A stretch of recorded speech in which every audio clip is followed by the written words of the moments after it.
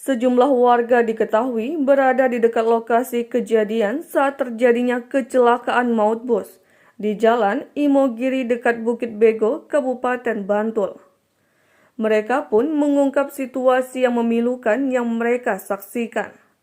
Satu di antaranya adalah Bejo Praptodiharjo, 65 tahun, seorang juru parkir di objek wisata Bukit Bego.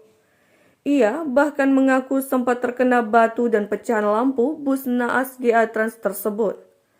Saat kejadian, dirinya sedang bekerja. Tiba-tiba saja terdengar suara cukup keras. Sebuah batu dan pecahan lampu pun terlempar mengenai kaki kanannya.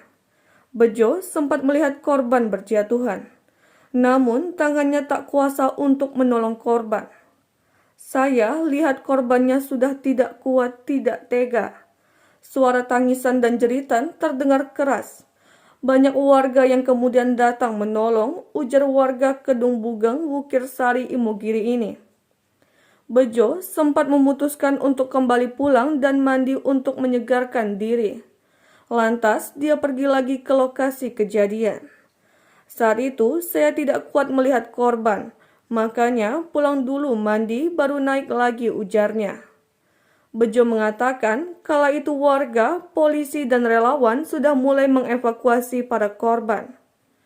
Kata Bejo, sebelum bus pariwisata naas itu, sebelumnya juga ada kendaraan yang nyaris kecelakaan tetapi akhirnya selamat. Selain Bejo ada juga Barhiah. Ia adalah pedagang makanan di sekitar Bukit Bego yang tak jauh dari lokasi kecelakaan. Barhiah mengaku mendengar suara benturan keras saat kecelakaan maut itu terjadi.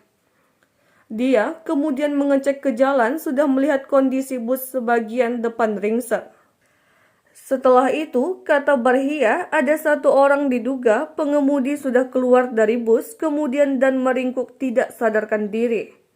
Tidak tahu meninggal atau hidup, setelah itu saya masuk lagi, tutupnya. Sementara itu, Kapolres Bantul AKBP Ihsan mengungkap keterangan saksi yang berada di dalam bus. Menurut dia, sebelum kejadian supir tampak panik karena tak bisa mengendalikan kendaraannya. Menaiki Bukit Bego kendaraan tidak kuat sehingga sebagian penumpang turun agar kendaraan bisa menaiki tanjakan. Pada saat turunan tersebut, kendaraan melaju turun dan tiba-tiba oleng. Katanya dalam konferensi pers di Polres Bantul pada Minggu 6 Februari 2022. Dari hasil penyelidikan awal, Ihsan menyebut adanya indikasi remblong.